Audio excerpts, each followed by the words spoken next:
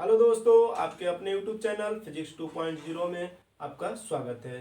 आज का हमारा टॉपिक नेक्स्ट लेक्चर है जो कि फ्रिक्शन के ऊपर है। फ्रिक्शन में हम लोग जो टॉपिक पढ़ चुके हैं उसके आगे का हमारा लेक्चर होने वाला है। लिमिटिंग फ्रिक्शन क्या होता है, लिमिटिंग एंगल क्या होता है, इन सब सारी चीज़ों पर हम क्या करेंगे, देखेंगे। तो चलिए, देखने से पहले दोस्तों चैनल को लाइक कीजिए, सब्सक्राइब कीजिए, साथ साथ दोस्तों में शेयर कीजिए। चलिए देखते हैं हम लोग क्या होता है लिमिटिंग फ्रिक्शन। आइए हम लोग लिमिटिंग फ्रिक्शन क्या होता है देखते हैं। ठीक है, लिमिटिंग फ्रिक्शन लिमिटिंग फ्रिक्शन होता है क्या है, ध्यान दीजिएगा। इसको हिंदी में बोलते हैं सीमांत घर्षण बल। लिमिटिंग फ्रिक्शन, लिमिटिंग घर्षण यानी सीमांत घर्षण क्या होता है, लिमिटिंग फ्रिक्शन फोर्स क्या होता है, इन पे हम लोग थोड़ा सा बात करेंगे। ध्यान दीजिएगा, ये कोई ऑब्जेक्ट है, ध्यान दीजिए, ये कोई ऑब्जेक्ट है या कोई गुटका है। ठीक है, ये कोई गुटका है, ध्यान दीजिएगा, ये कोई गुटका है एम मासेस का। ठीक है, कितना, एम मास का, एम मास का कोई गुटका रखा हुआ है जो कि, ध्यान दीजिए, जो कि एक बल क्या है, ये प्रतिक्रिया बल है। कैसा बल है, प्रतिक्रिया बल है। और इसके रिस्पेक्ट में एक बल क्या का परिणामी बल क्या काम कर रहा है, जो पी काम कर रहा है। इसी से एक क्या काम कर रहा है, एम जी। ठीक है, ध्यान दीजिएगा, क्या काम कर रहा है, एम जी। समझ में आया। चलो इसको थोड़ा सा मैं और अच्छे से बनाता हूँ ताकि समझ में आ जाए। देखो, इसको थोड़ा सा मैं और झुकाता हूँ। ये लिया कर इसको मैं पॉइंट पे मिला देता हूँ। ठीक है, पॉइंट पे देखो क्या होता है। फिर से देखते हैं ग्राफ को। ग्राफ हम फिर से देखते हैं। ग्राफ जो हमारा है, ठीक है, ये कोई गुटका है, कोई गुटका है एम मासेस का, और इस पे क्या है, ढेर सारे बल। यानी ये आपका क्या हो गया, प्रतिक्रिया बल है, अभिलंब बल है, अभिलंब प्रतिक्रिया बल है, और ये हमारा परिणामी। ठीक है, ये क्या है, परिणामी है, जो इससे एम जी काम कर रहा है नीचे की तरफ।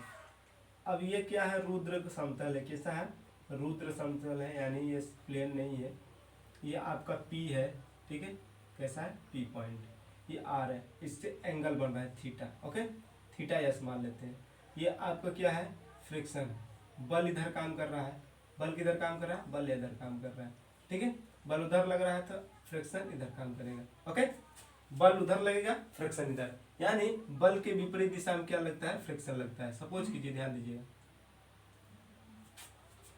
ये जो आपका है, ध्यान दीजिए,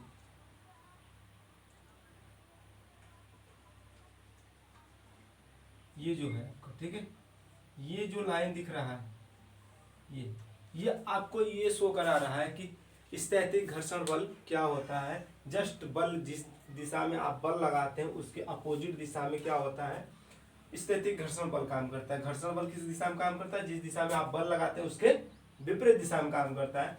तो ग्राफ से ये समझ में आ रहा होगा आपको कि ये कोई कैसा समतल है, रुद्र समतल है। रुद्र समतल लिख दे रहा हूँ, कैसा है, रुच्छ या रुद्र, रुच्छ समतल है। कैसा है, समतल, समतल। ठीक है, समतल कैसा है, समतल, रुद्र मतलब रुच्छ समतल है, जो कि फिसलनदार नहीं है।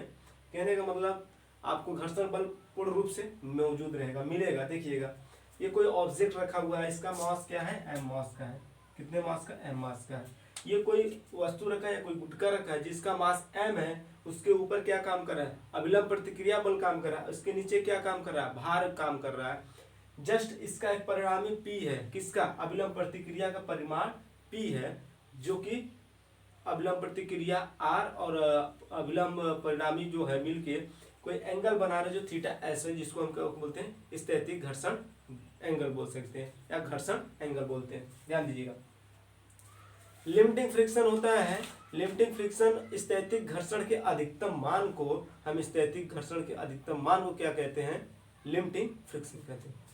ठीक है, सीमांत घर्षण। देख लीजिए, इसको हिंदी में बोलते हैं सीमांत घर्षण। ठीक है, ये सीमांत घर्षण है। सीमांत घर्षण होता क्या है, ध्यान दीजिएगा, स्थैतिक स्थैतिक स्थैतिक स्थैतिक घर्षण बल के अधिकतम मान को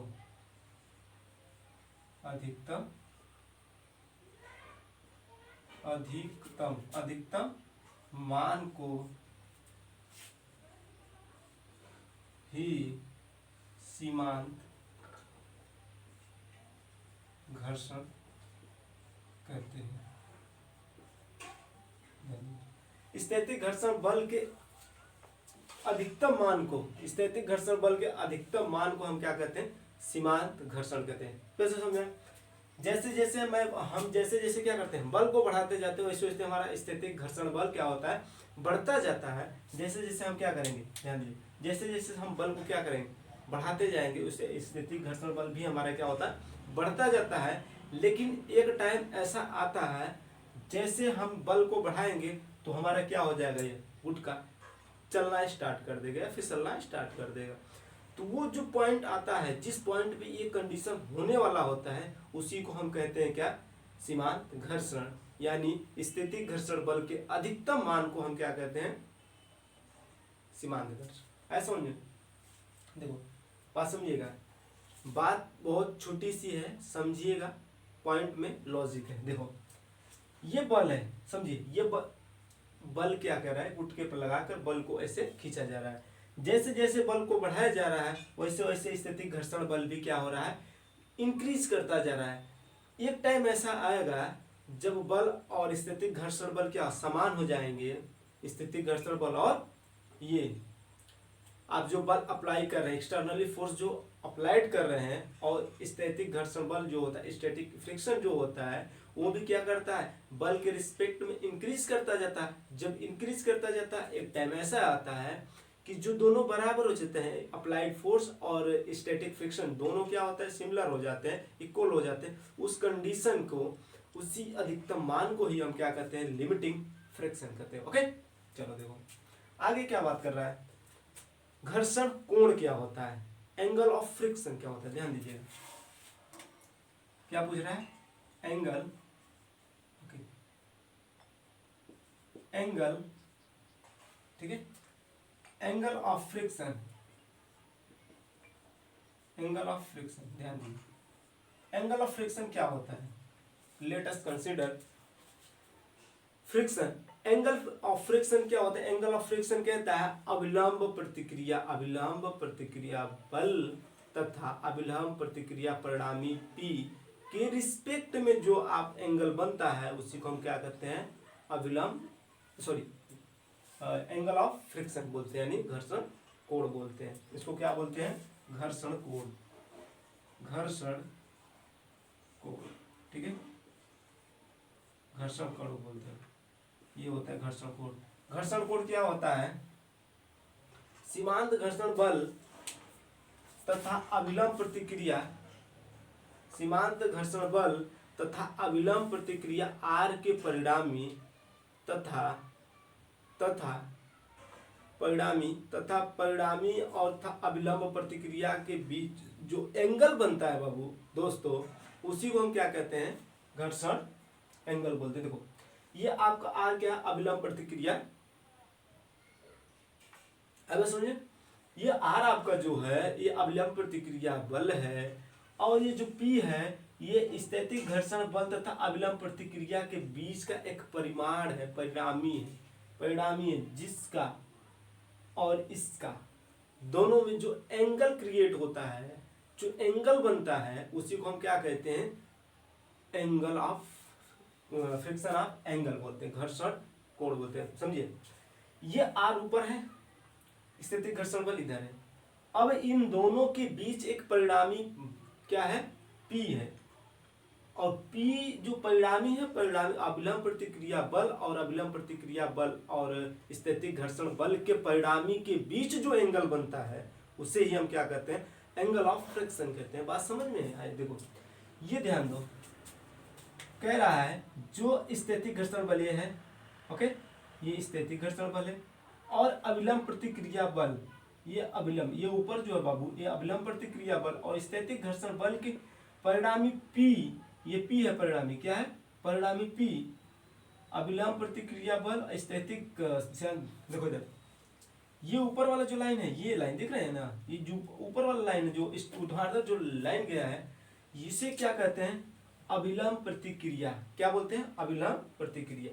अभिलंब प्रतिक्रिया तथा स्थैतिक घर्षण बल के बीच जो परिणामी है, जो परिणामी P है, परिणामी P तथा अभिलंब प्रतिक्रिया बल के बीच जो एंगल बनता है उसे हम क्या कहते हैं घर्षण एंगल। वो कैसा होता है स्थैतिक घर्षण एंगल। ओके, अब देखो ये कैसा था एंगल है, ठीक है, अब इसके बीच बना जो एंगल है इसी को हम क्या कहते हैं, देखो ये क्या है आपका अभिलंब प्रतिक्रिया, क्या है अभिलंब, अभिलंब प्रतिक्रिया,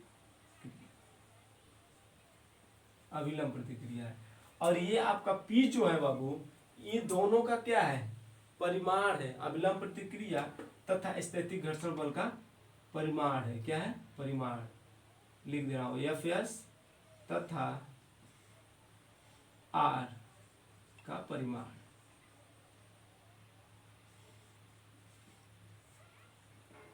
का परिमाण है, ठीक है,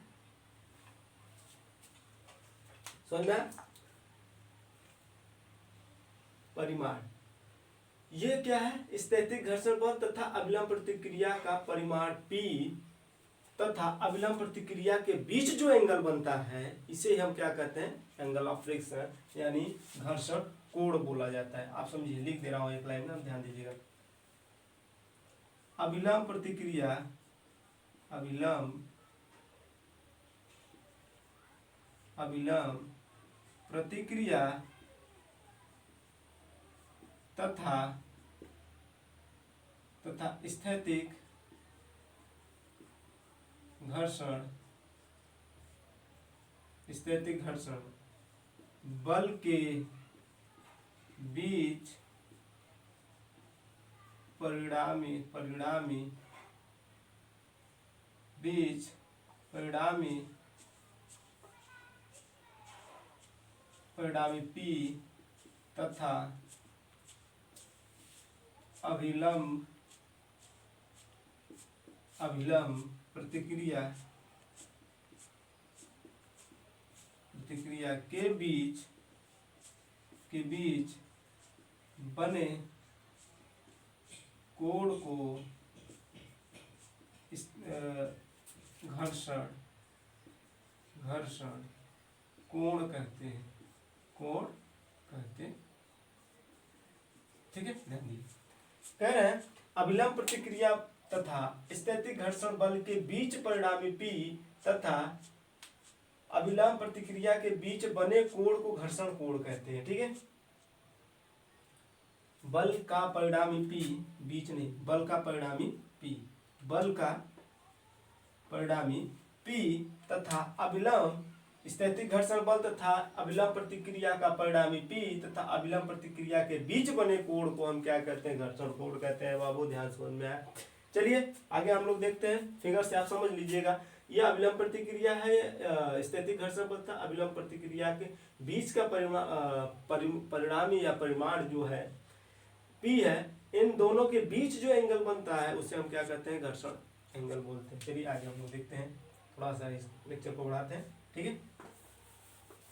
चलो लो ये मिटा दिया मैंने, ध्यान दीजिए।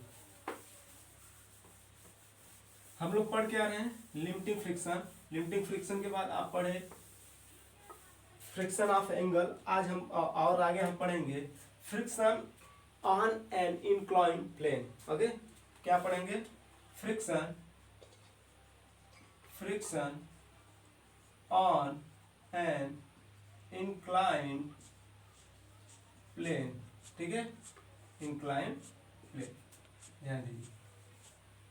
ये हमारा पॉइंट्स है। अब इस पे हम क्या करेंगे, इसको हिंदी में बोल लेते हैं आनत तल पर घर्षण। आनत तल पर घर्षण लिख दे रहा हूं, आनत तल पर घर्षण, ठीक है। आनत तल पर घर्षण क्या होता है, ध्यान दीजिए। आनत तल पे घर्षण क्या होता है, फिगर के अनुसार आप लोग बेस्ट समझेंगे, इसलिए मैं पहले फिगर को ड्रा कर देता हूं। ओके, ये हमारा हो गया आनत तल। इस पे एक गुटका एक पॉट के लिए या वस्तु कोई रख देता हूँ, ठीक है, यह मास इसका, ओके, ध्यान दो, ये यह मास का क्या रखा गया है, कोई गुटका रखा गया है, ठीक है। अब ध्यान दो, अब इससे ऐसे बना है, ठीक है।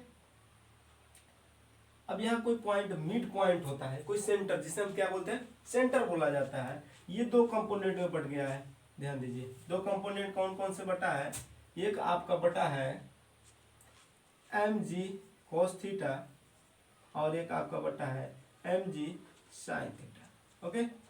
अब इससे एक एंगल बनता है जो इससे सेंटर से नीचे काम करेगा, वो mg काम करेगा।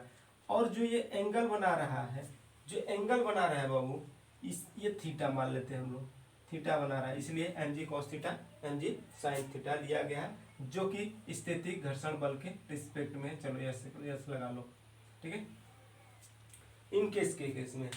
अब सपोज कीजिए ये जो आपका आर दिख रहा है, ये कैसा है, अभिलंब प्रतिक्रिया आर है, ठीक है। और ये स्थैतिक घर्षण बल क्या काम करेगा, ऊपर की तरफ काम करेगा, कैसा काम करेगा, ऊपर की तरफ, एफ एस। बल नीचे, स्थैतिक घर्षण बल ऊपर, यानी बल के रिस्पेक्ट में अपोजिट काम करता है, ओके। ध्यान दो, कहना है आनत तल पर घर्षण बल। सपोज कीजिए आप किसी चढ़ान पे चढ़ रहे हैं, ऐसे स्लोप है, ध्यान दो, ऐसे स्लोप है, ठीक है, ये स्लोप है ऐसा, ये ऐसा स्लोप है, ठीक है, ऐसा स्लोप, ऐसा, ठीक है, ध्यान दो, ये स्लोप अभी ज्यादा है। अब जैसे जैसे मैं इसको क्या करूंगा, झुकाव को बढ़ाता जाऊंगा, एक टाइम ऐसा आएगा जो कि ऑब्जेक्ट जो है गुटका वो चलना स्टार्ट करता। अभी ऐसा है तो बैलेंस में आ जाएगा, क्योंकि उस पर भार काम कर रहा है, ग्रेविटी भी काम कर रहा है, उसका खुद का द्रव्यमान काम कर रहा है, द्रव्यमान और जी काम कर रहा है, ग्रेविटी काम कर रहा है। तो अब एक टाइम इसको क्या करेंगे, स्लोप को थोड़ा सा एंगल को क्या करेंगे हम लोग, झुकाव को बढ़ाते जाएंगे। एक टाइम ऐसा आएगा कि ऑब्जेक्ट चलने के लिए तैयार हो जाएगा, जैसे थोड़ा सा ही ज्यादा बढ़ाएं, एंगल अपनी गतिशील अवस्था में आ जाएगा। तो इस अधिकतम मान को ही जो हम क्या बोलते थे, लिमिटिंग, ठीक है, जिसकी अधिकतम सीमा, उसके बाद हो गया तो पार कर जाएगा। अब कहते हैं ना हद में रहिए, यानी वो लिमिट को क्रॉस करता है कोई तो कहते हैं अंडर द लिमिट, ओके। तो ध्यान दीजिए, ग्राफ क्या कह रहा है आपका, ग्राफ ये कह रहा है बाबू कि बल इधर काम कर रहा है तो स्थैतिक घर्षण बल ऊपर काम करेगा, इस पे ग्रेविटी काम कर रहा है नीचे की तरफ, और उसके क्या परपेंडिकुलर क्या काम कर रहा है, उसके लंबवत काम क्या कर रहा है, अभिलंब प्रतिक्रिया बल, ओके। ये क्या किया, दो घटक में क्या किया, विभक्त किया गया, एक mg cos थीटा, एक mg sin थीटा में, ये दो घटकों में क्या किया, कंपोनेंट को ब्रेक किया गया है। तो देखिए क्या निकलता है, पहला है fs माइनस, देखो fs ऊपर काम कर रहा है तो नीचे क्या काम करेगा, mg sin theta s equal to क्या हो जाएगा, जीरो, क्योंकि एक्सेलरेशन नहीं है, ऑब्जेक्ट क्या है, स्थिर है, अभी कोई एक्सेलरेशन वगैरह नहीं है, कोई कुछ नहीं हो रहा है, ठीक है। अभी बॉडी क्या कर रहा है, आनत तल पे रखी गई है, जिस पे हमें एनालिसिस करना है कि ऑब्जेक्ट पे क्या क्या प्रतिक्रियाएं हो रही हैं, ओके। जब कोई ऑब्जेक्ट आनत तल पे कांस्टेंट पोजीशन पे रखी हुई हो तो उन पे क्या क्या फोर्स अप्लाइड हो सकता है, क्या क्या उन पे कंडीशन होल्ड हो सकता है, इन सब सारी चीजों को हम क्या करेंगे, देखेंगे। फिर उसके बाद हम देखेंगे कि जब ऑब्जेक्ट आनत तल पे क्या करे, फिसलना स्टार्ट कर दे, गतिशील अवस्था में आ जाए, तब के लिए क्या क्या बनेगा। चलिए इसको हम क्या कर दें, नेक्स्ट क्या बनेगा, आर देखिए ऊपर काम कर रहा है, mg नीचे cos थीटा काम कर रहा है, तो r minus mg cos theta, अब ये हो जाएगा mg cos थीटा हो जाएगा, ठीक है, mg cos थीटा हो जाएगा। अब ध्यान दीजिए इक्वल टू जीरो, एक्सेलरेशन तो है नहीं भाई, तो एक्सेलरेशन को हम यहाँ पे फाइंड आउट नहीं करेंगे। अब कह रहा है तल के झुकाव कोण को जैसे जैसे हम क्या करेंगे, अब ये तल है ना, ये तल से थीटा एंगल बना है, अब इसको जैसे जैसे देखो ऐसे ऐसे, अब ये देखो ध्यान दो, अभी ऐसे है, अब इसका एंगल झुकाव कोण थीटा है, अब इसको क्या करेंगे, ऐसे मूव करेंगे, ऐसे ऐसे ऐसे ऐसे क्या करेंगे, मूव करेंगे, ठीक है। तो जैसे जैसे इसका एंगल बढ़ेगा वैसे वैसे क्या होगा, स्थैतिक घर्षण बल भी बढ़ेगा, लेकिन एक टाइम ऐसा आएगा जो कि अधिकतम हो जाएगा स्टैटिक फ्रिक्शन और एंगल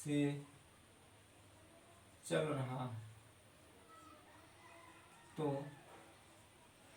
आपका हो जाएगा म्यू के बराबर tan थीटा। जैसे आप स्थैतिक घर्षण बल का पढ़े सेम वैसे क्या हो जाएगा गतिज घर्षण का। यह आपका निकल के आ गया आनत तल पे फ्रिक्शन। आनत तल पे अगर घर्षण निकालना होगा तो ये इन सब का यूज करके हम क्या करेंगे इजीली से सॉल्व कर लेंगे। ओके चलिए आगे हम लोग देखते हैं next class next lecture. Next point next heading होगा आपका ये कि जब कोई वस्तु घास रोलर एप्लीकेशन पढ़ेंगे हम, ठीक है। गतिज घर्षण के एप्लीकेशन देखेंगे, एप्लीकेशन क्या होते हैं और उसके बारे में हम क्या करेंगे चर्चा।